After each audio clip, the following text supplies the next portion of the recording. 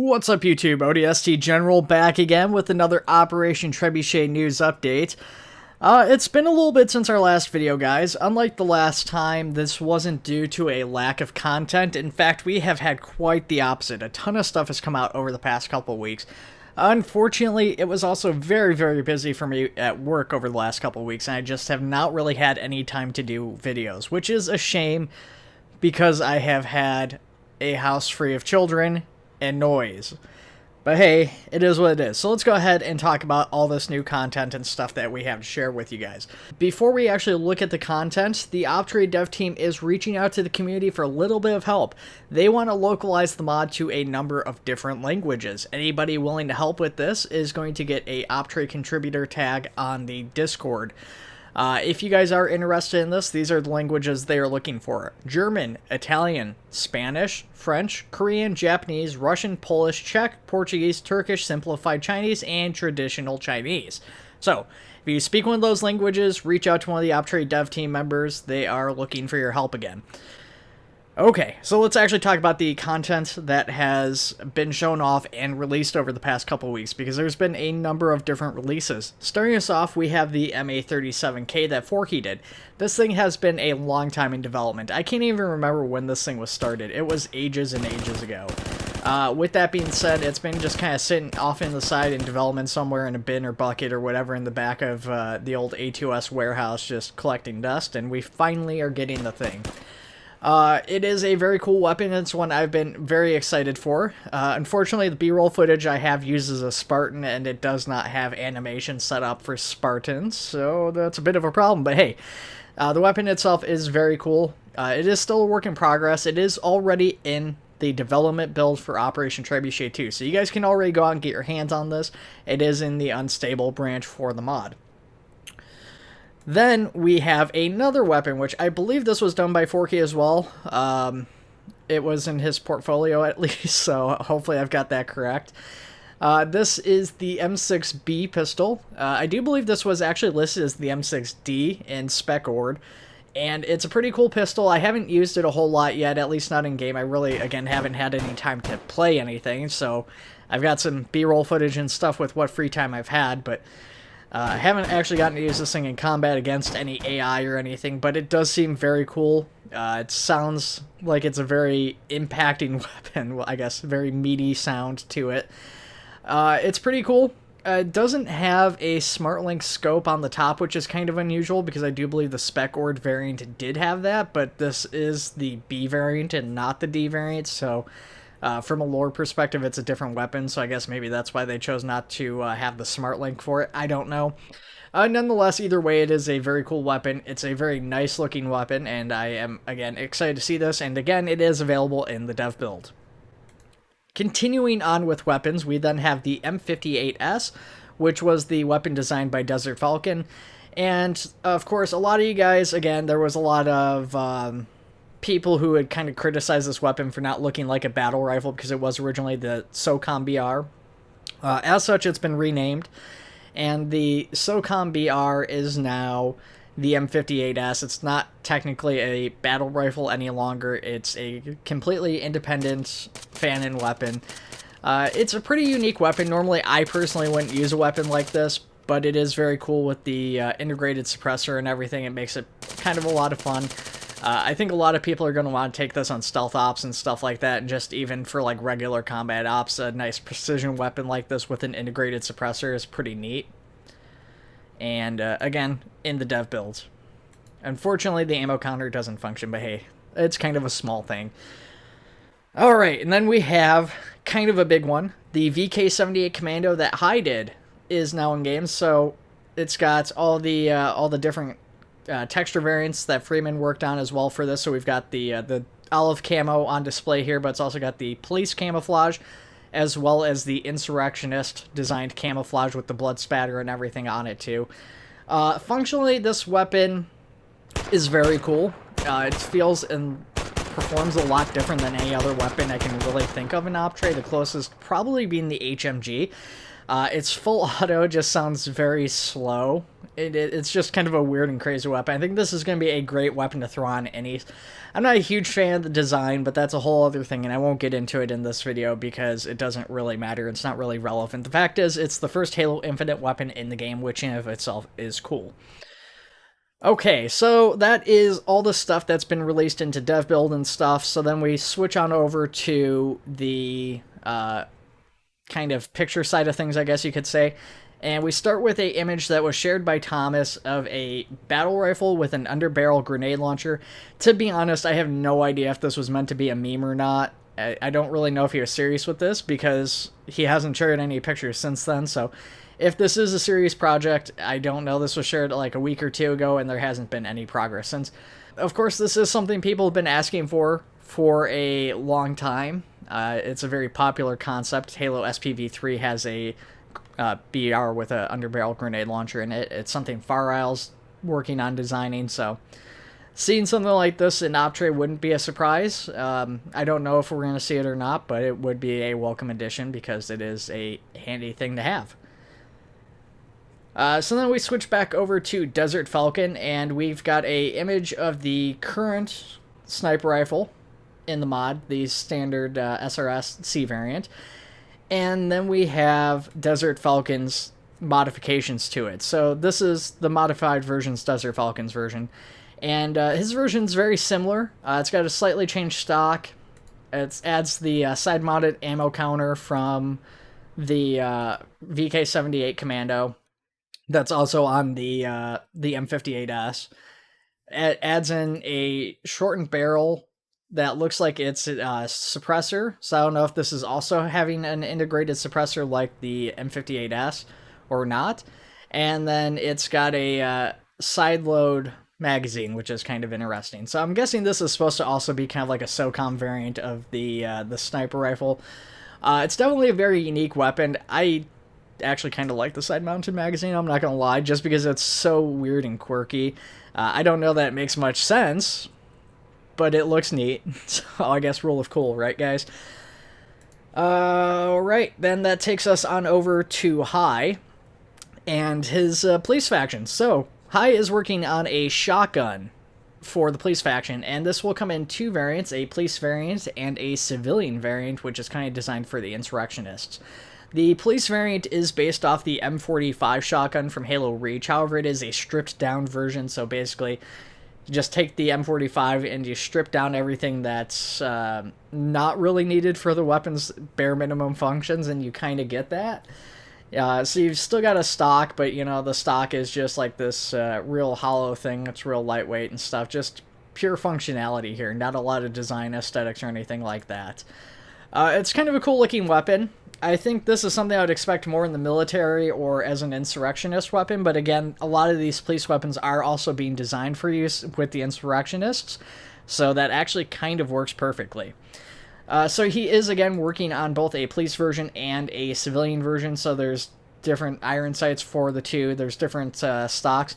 I will say the stock on the civilian version looks like something I would expect to see in Star Wars, like something I would see like a Tusken Raider using or something like that. I don't know. That's my opinion. It does look kind of weird, but I don't hate it either. It's just strange seeing that, and it looks so out of place, but it's there, and I can work with it. To go along with the shotgun, Freeman, from what I understand, has designed these beanbag rounds, and you know, it's nothing really crazy. It's not the greatest model, but as far as the ability to have beanbag rounds just integrated into Optre straight off is kind of great. Of course, you know, things like Special Ordnance and Fletcher's mod and stuff in the past have given us narc rounds and beanbag rounds and stuff like that. But having something like this built into the mod, even if it requires an ACE compatibility, would still be a very, very cool thing. And actually having it modeled out with a special model for the beanbag round would be very cool as well. Now, we do have another piece of equipment for the police faction here that High is working on. This makes no sense as a police tool. This should be something that goes into First Contact, because this, as far as I'm aware, is based off of a brute weapon, which is a napalm grenade. But you know what? I don't care, because it's a napalm grenade. Let's just go commit some war crimes, guys. I don't care if this is for the police, if it's for the brutes. the insurrectionists, the UNSC. I don't care who is using this thing. In fact, let's give everybody napalm grenades. Just make it the standard default on infantry. And let's just go burn the world down, okay? If you guys can't tell, I'm kind of excited for this. I have no idea how this thing's going to work. Maybe it will be super inefficient compared to a normal grenade. But it's a grenade that shoots on fire. I love it. So let's go ahead and jump over to armor just before I fawn over the fire grenade anymore. And we have some more work from High here as well, continuing work on his Halo 3 Marine update here. So if you guys haven't seen our previous video where we talked about it, basically the original Halo 3 armor was designed by community member Warthog and donated to the Operation Trebuchet mod. Warthog has since left the community, for more or less. I mean, he's still kind of around, but he's not really active anymore. He hasn't really done anything as far as modding or interactions with the community for the better part of like a year and a half, 2 years now. So there was a number of issues with his model, and these were things that he was aware of, but he always kind of intended to come back and fix or just redo the model himself, but he just never got around to it. So instead, High is coming back, and he's redoing the model.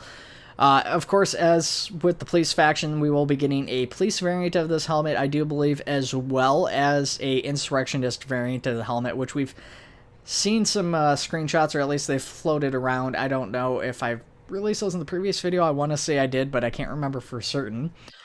Nonetheless, this is still very cool. Of course, you can see the texture differences between this and the standard Halo 3 Marine armor that we have currently, which there's a pretty big difference there as far as the texture quality and everything, too. So moving on, but sticking with armor and clothing, we have a sheriff's hat in insurrectionist form. So this is just so out there. This... I mean, it's a cowboy hat in Halo. I don't know what to say about it. Like, part of me was like, this makes no sense in this mod, but at the same time, I absolutely love it. I mean, it's so over the top and everything. Again, though, it is being designed for use with the insurrectionists. It's going to make the insurrectionists look very much unique in that respect. They're definitely going to stand out a lot more sporting a hat like this. So, very much excited for that. Can't wait to see this thing added into the mod. And then sticking with the theme of hats for insurrectionists, we have a look at a field cap with some goggles for the insurrectionists as well. And I do believe this is also going to come in a police variant too. So, pretty cool. This one does say police cap. You know, and so I'm a little bit confused. I don't know if, like, these police are going to be insurrectionist police, or if there's going to be, like, hidden selections or something set up so that the emblem of the insurrectionist fist will turn into a police symbol on some of these variants. I don't know what to expect with that. Nonetheless, it's a pretty cool model, and, of course, more clothing and stuff is always welcome in the game. But that is not all High has to show us this week. He is also working on a radio backpack, which of course we already have a few of these in the mod, but another one of these isn't going to hurt. Of course, it will have the updated, top, newest, cutting-edge textures and materials and stuff that we have with these radios. So it's a pretty cool radio backpack. Not much else to say about it. Besides that, I do have a lot of pictures, so I kind of need to talk a little bit more just so I can squeeze all these pictures in with it. But there isn't too much else to say. I mean, it's got dials, it's got stuff going on. I don't know if it will have a carrying capacity. I would imagine it's got a little bit of at least a carrying capacity the way it's designed, but don't know much else beyond that, so we'll have to wait and see. Then we go over to Oshin and the vehicles, and we get a look at the most up-to-date image there is of the Saber. Cool vehicle, of course, something we've all been waiting for quite a while now. This is kind of a slow burn development. It is a fairly complex vehicle, and we haven't seen a whole lot of Oshin recently. He's been pretty busy, I guess, so hopefully we'll get to see this before too long. Of course, anytime I see this thing, I get really hyped up and really excited for it. It's a fixed-wing aircraft. It's a cool one. And, you know, it's a big addition to the game. I know a lot of people are very excited, even more so than I am. So I'm sure there's a lot of pilots just wetting their pants waiting to get this thing. Then we go over to First Contact news, and there was actually just an update. So this is, like, I think my second or third time trying to record this video at least. Yeah, I went to like literally record this video last night, and then Nightovisor pushed out an update for the development build. And at some point I gotta just quit doing this and just start pushing these videos out regardless of what's done. But he pushed out a new map called IO4 Coldstone, and this is of course inspired by Assault on the Control Room. Right now it's still very bare bones. You know, there's some forests. He's working on getting the first buildings integrated in. He shared some teasers of that, so I will add those into this video, which I actually don't have the screens saved right now, so I need to go back and add them to the video. It's a cool map, though. I mean, it's a snow map. It's going to have a lot of people pretty excited about that. I'm guessing there's going to be a lot of ops and stuff held on it. So again, this is in the First Contact development build, and it's a neat one. Then we had an actual update to First Contact, to the main mod, which added the Tyrant gun, the standard Wraith, the new textures for the elites, the fuel rod launcher or gun, whatever you want to call it, updated plasma grenade impact sounds, and the addition of the lockdown scorpion tank. So that was a big update for First Contact. Of course, a lot of that stuff's been sitting in development build for ages and ages now. Finally in live build. It's very cool. With that being said, there is still more updates coming to First Contact development build. There's actually some more stuff being worked on. We've actually got 2 new Wraiths, which we've shown off previously in development for First Contact's development build right now. We have the Anti-Air Wraith, which is probably going to be the staple of a lot of Covenant forces once they a lot of people and players start facing off against them, and even the people that play as the Covenant are probably going to want to be using this thing a fair decent amount. It's a very cool looking tank, definitely stands out a lot. There isn't a huge amount to say about the tank right now. We do have a little bit of footage to show off for it, but other than that, it's just a matter of waiting to actually get to see this thing in game, to see how it functions and how well it works and everything. I would imagine even against the ground, based off the footage that we've seen, it's probably going to be a very devastating tank. Then we have the Type 30 Wraith that Thomas is also working on, also done by Drake, like the other Wraiths. I didn't say that, but you know, it's Covenant stuff. I mean, there's like an 85% chance that it was done by Drake. Anyways, so we have the Type 30 Wraith. And this Wraith tank is a direct fire Wraith tank. It's not a standard mortar like the other one. And so basically the lore they're going with for this is that the standard Wraith tank really couldn't compete with the Scorpion tank.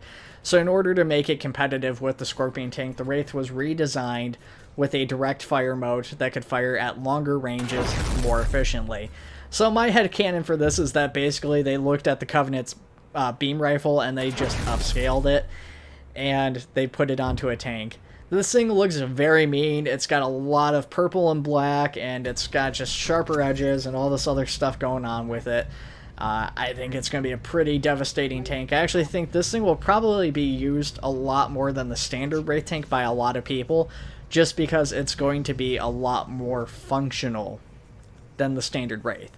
Now, who knows? Of course, you know, nostalgia for the standard Wraith is a big thing, so maybe we'll see a lot more of that. It doesn't really matter. Both are really awesome tanks. I'm excited to have both coming to the game. Well, one's already in the game. The other one will be coming to the game. Nonetheless, I am excited for it. And then to go over to community news to wrap us up, we have the Warthog from Boctor. We've shown off some of his work on the channel previously for this Warthog, I believe. It's been a long time since we had heard anything, just kind of, I think he kind of went dead silent, it seems like.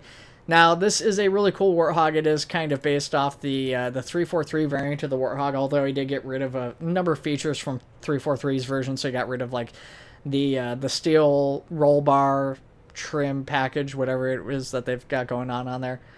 He's gotten rid of that, and he has basically got it textured and modeled out, and the model's pretty much all ready to go, I think.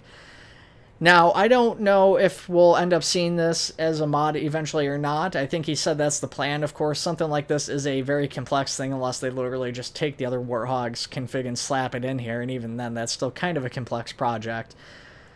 But I do hope we see it. I don't like many things from 343's Halo so far, but their Warthog is one of my favorite things. It's actually probably the best Warthog in Halo, I would even dare say. So having this is something that's very cool. I actually really like this Warthog, and the little tweaks and additions he's made have made it, I would say, better. I don't mind the metal trim that they have around it. I call it a roll bar. It wasn't really a roll bar, but I don't know what else to call it. Nonetheless, I don't mind it, but not having it on there makes it look even more Warthog-like. That's what I was going to say. Either way, that is everything we have to talk about, guys. I'm rambling, and so we're just going to go ahead and wrap the video. Of course, like always, guys, I want to know what you guys are most excited for from today's video. Which of these assets do you guys want to see in-game most and first? And what was not in this video that you guys would like to see added to Operation Trebuchet? Let me know in the comments down below, guys, and I will see you all in the next one. Take it easy.